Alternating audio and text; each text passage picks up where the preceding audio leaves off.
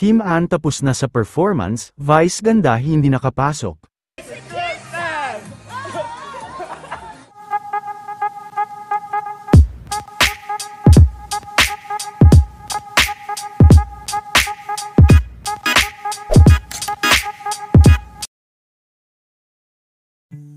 Inabot na nga ng madaling araw kahapon, ang naging paghahanda nila Ann para sa kanilang magpasikat performance, at bagamat nagkaroon umano ng technical glitch kanina, ay maayos pa rin nila na naitawid ang kanilang performance.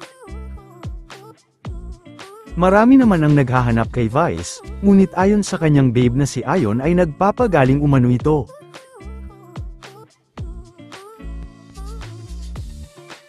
Opisyal din na lumabas ang resulta ng pagkapanalo ni Vice at Bahaghari Champion, samantala ito naman ang ilan sa mga behind the scene ganap sa Showtime Studio.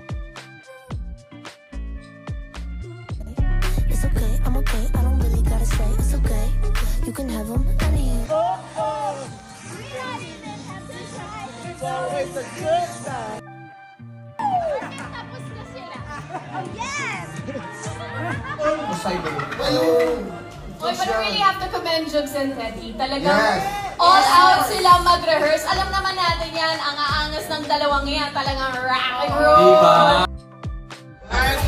Dito parang laging fiesta. And season Pitmaster. Happy anniversary, Showtime! Last 2 minutes! Question of the Sir, thank you so much. Season Cafe at Isabela Branch and Chef Joy.